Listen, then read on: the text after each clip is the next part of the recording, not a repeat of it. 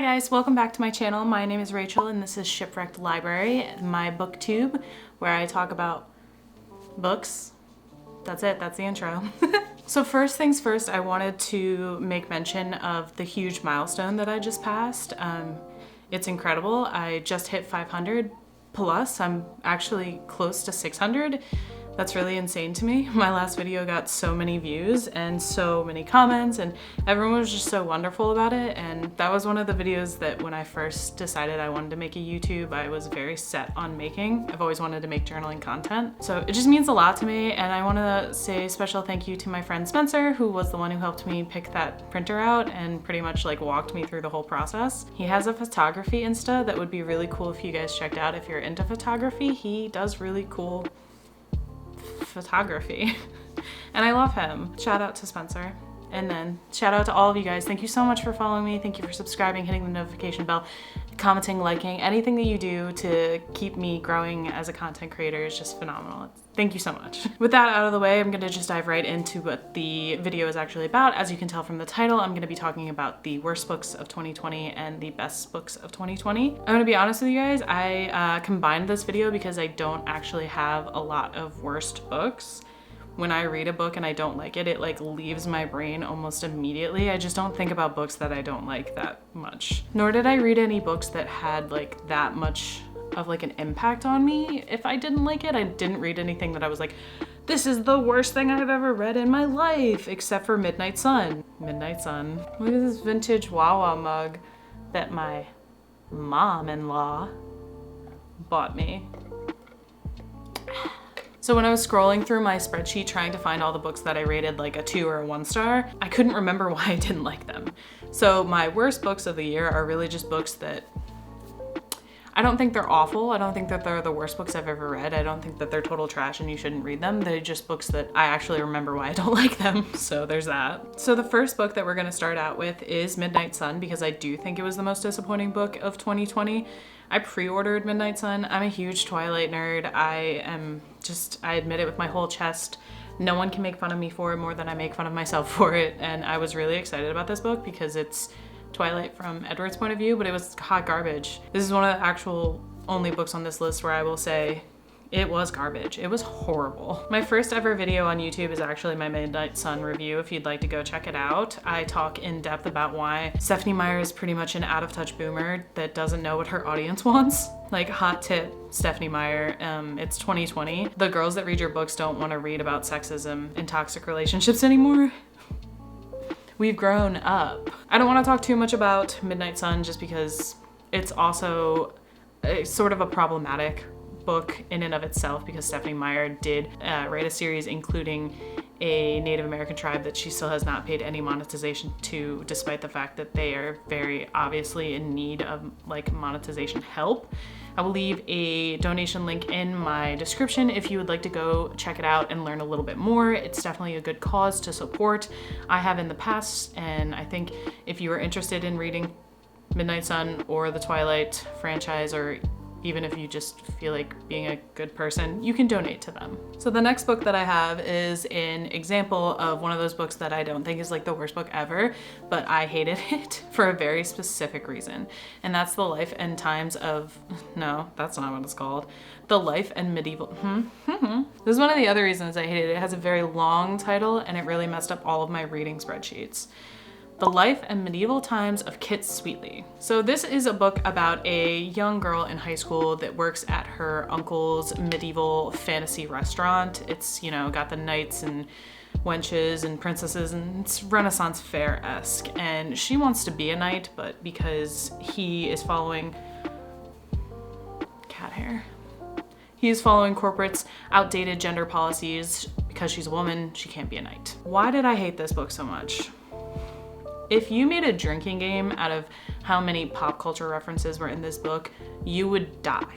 You would die. Pretty much every single chapter, every single page has a pop culture reference on it, and that is the #1 way to make me hate a novel.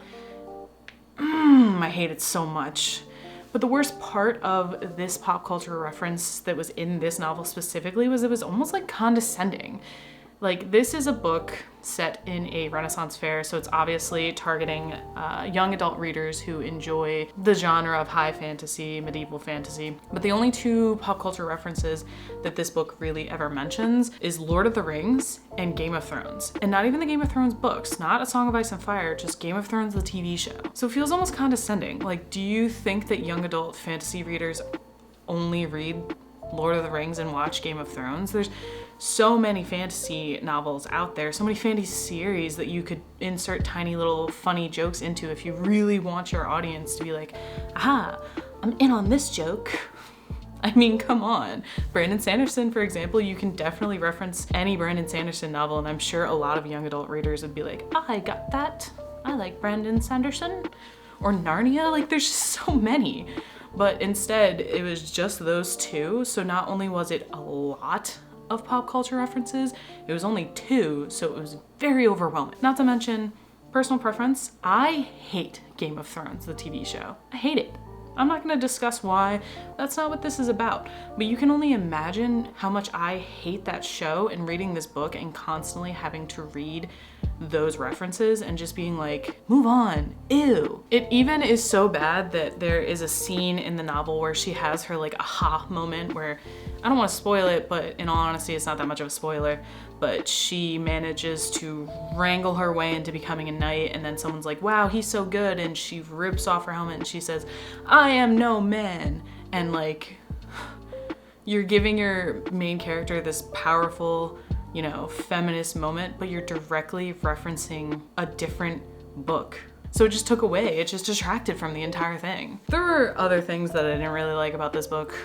I thought that the characters were very cookie cutter, cardboard. The love interest was like, I don't even think he was a character at all. He was that boring. It was the pop culture reference for me. I can't stand that. I know a lot of people also have that issue, so if you're interested in this book, I don't want to tell anyone not to read it. Like, go for it if you think that you might enjoy it. Just be prepared that there's a lot of Game of Thrones references. I hate Game of Thrones. This next book actually isn't a bad book. It's on this list just because I, one, just finished it, and two, I'm heavily disappointed about it, not by it so much as I am about it. And please don't come for me. Because it's very popular. It deserves to be very popular. I think that the author is a wonderful person. She's delightful.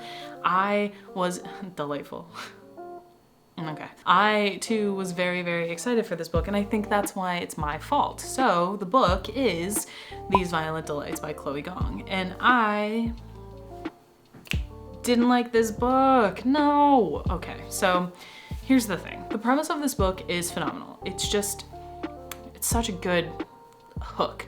It's a Romeo and Juliet retelling set in Shanghai, China in the 1920s, while there's a subplot about a monster driving everyone to kill themselves in a graphic, brutal way.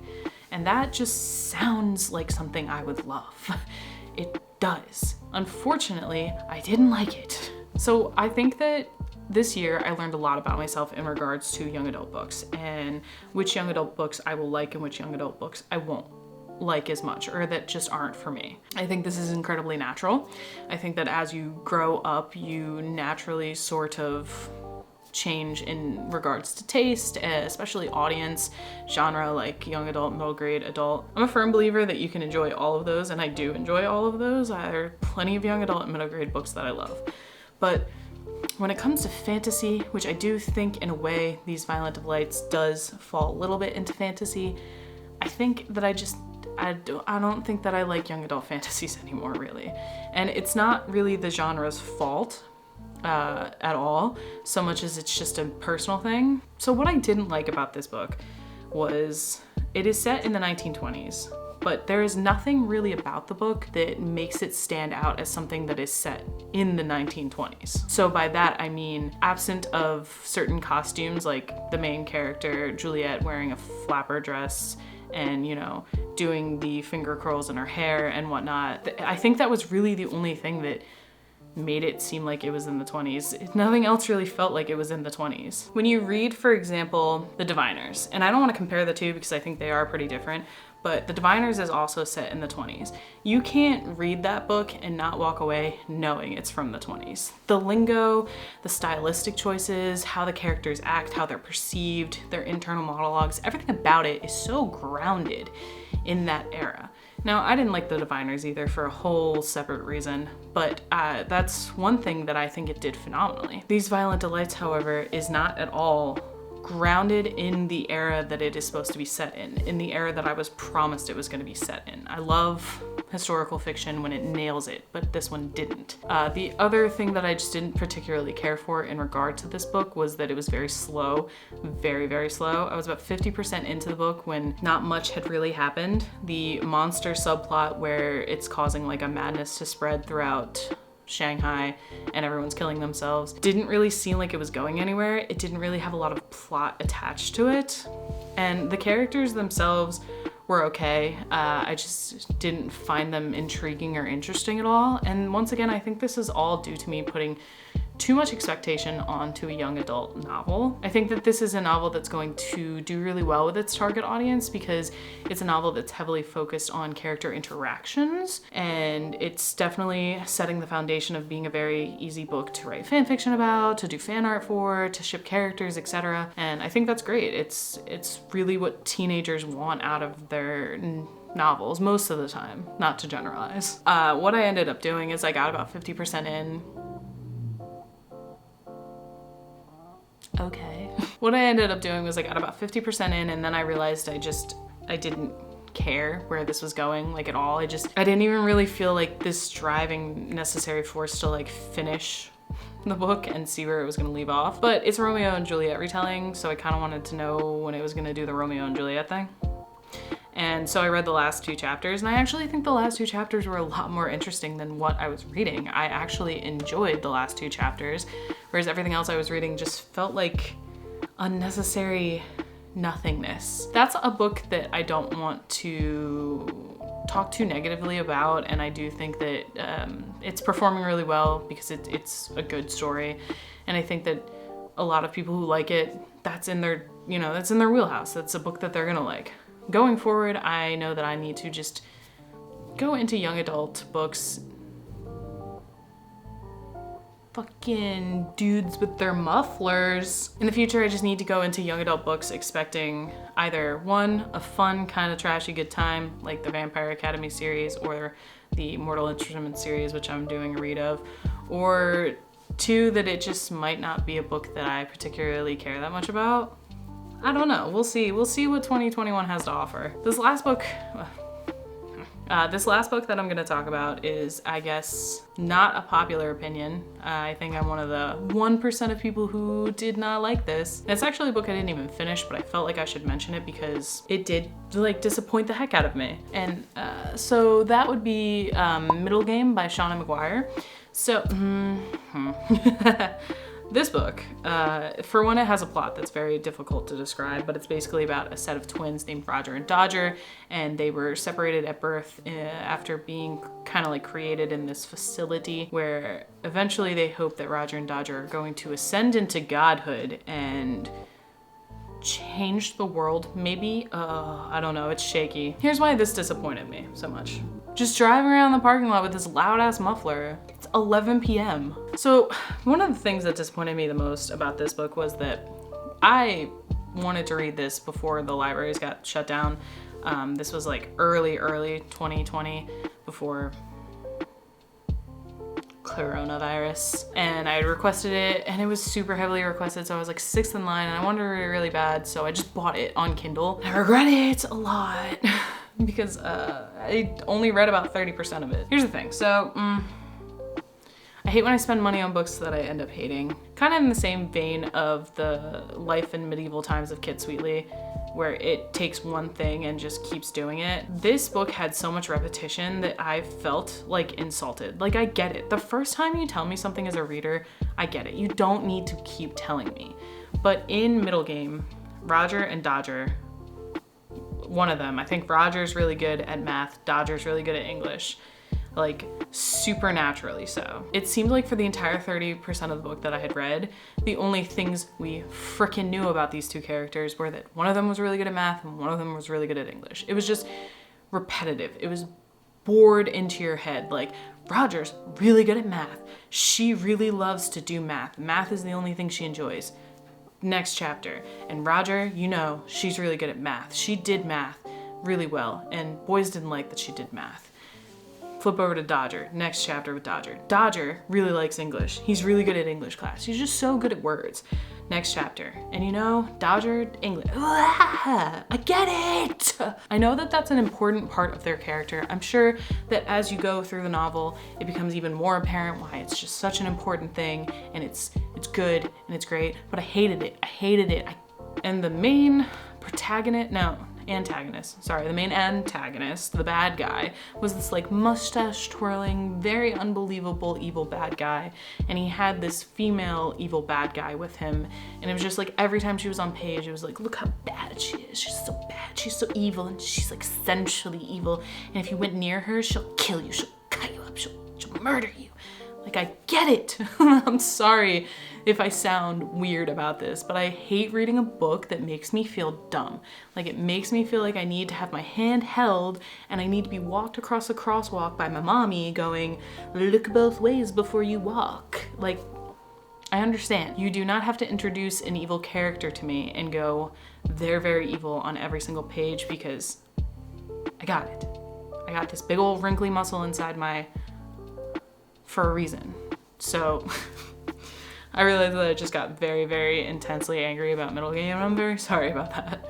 I just was so disappointed by this because people love this. I think that's Books and Lala's like #1 book of this year, something like that, I don't know. I have a lot of friends that really enjoyed it too, and the entire time they're talking about how good it is, I'm just like, yeah, Roger and Dodger are really good at math and English. And that's it. That's the only thing I took away from those books. That book. I needed some water because I was just being so salty. So that concludes the portion of this video that's about books I didn't like. Thanks for sticking in with that. I realized I went on a bit of a tangent, and also I think I only had like 4 books. Like I said, I just don't hold on to books that I don't like. There's only so much shelf space inside this noggin, and it's preoccupied with other things, so I'm just gonna forget all of those after this video. But now let's talk about the books that I loved the most out of 2020, because I think that that's like kind of a cooler concept. That's more fun to talk about. It's something positive. Also, none of these are gonna be in order. It's not like 5 is the least of my favorite and 1 is my favorite. I just kind of wrote it in order of like, I don't know, I just threw it up on a Word document. But the one that I want to mention first, because it is probably the most important read of 2020 for me, and that would be the Red Rising first trilogy, Red Rising, Golden Sun, and Morning Star. These books are very important to me at this point. I'm going to purchase them in hardcover, and then I'm going to annotate them, and I'm going to kiss them and love them, and I'm going to keep them by my bedside where they will just live forever. First of all, this is one of the only like first trilogies.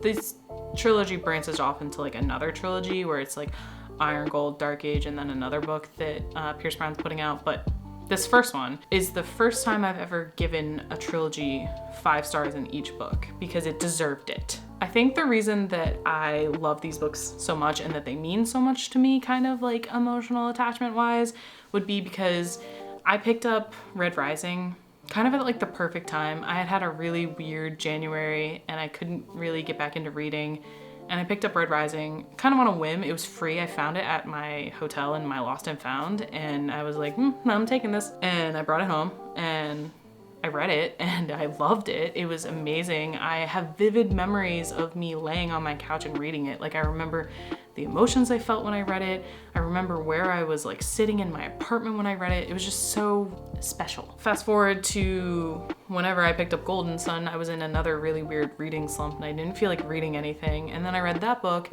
and it sort of like jogged my memory of like enjoying books again. I don't know. It was just like every time I picked up one of these books, I just felt like, this is why I love reading again. I felt so attached to the characters, the plot, everything felt high stakes.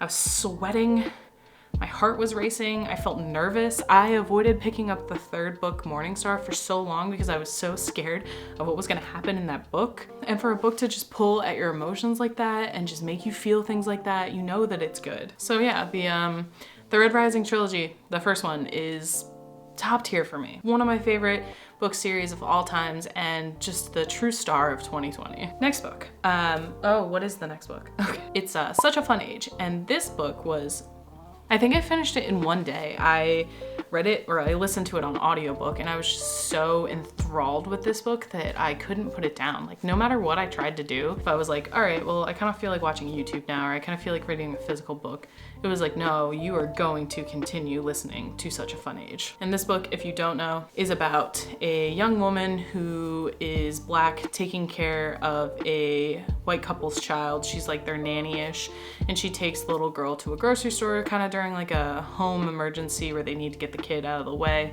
And while she's at the grocery store, someone accuses her of kidnapping the young white girl.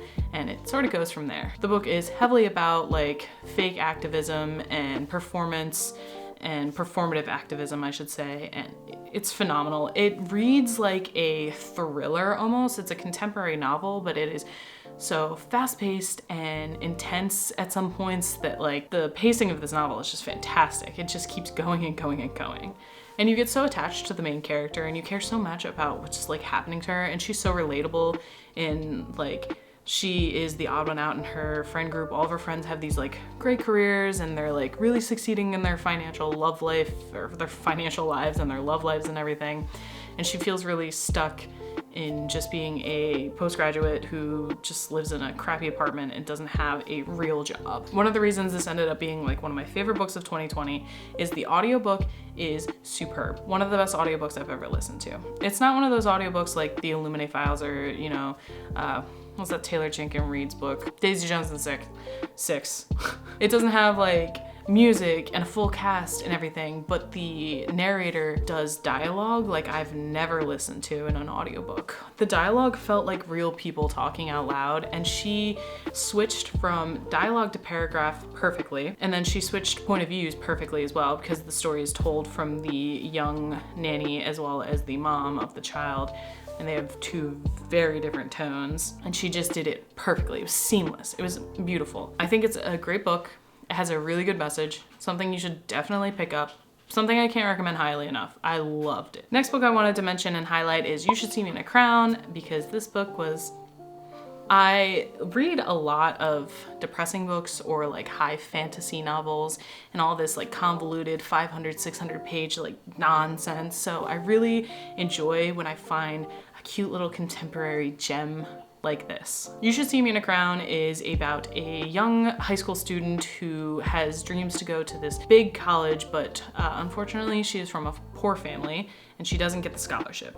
But she decides to run for prom queen because prom queen gets a huge monetary scholarship to their school of choice. Fun stuff happens from there.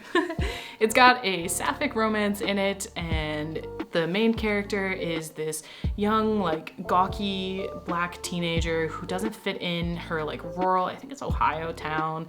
So this book I can just see being a book where people feel represented and seen, and it being important to teenagers who are reading it. And I love books like that. I mean, could I personally relate to this situation? No, not really. I'm a 28-year-old woman living in New England. But I still enjoyed reading it, and I loved the main character. She was so sweet, and I just wanted everything good for her. And it was such a feel-good story too, and I think you need those, especially in this chaotic year. And I wanted to mention it because it's definitely one that I recommend if you need to take a break, if you need to just lay on your couch and kind of read something that's fun and enjoyable, that you know is gonna have a good ending, that has great representation too. And yeah, you go read it. Something starkly different from the last book that I mentioned would be my new all-time favorite horror novel, just of all time. I can't wait to reread this one. And it's The Only Good Indians.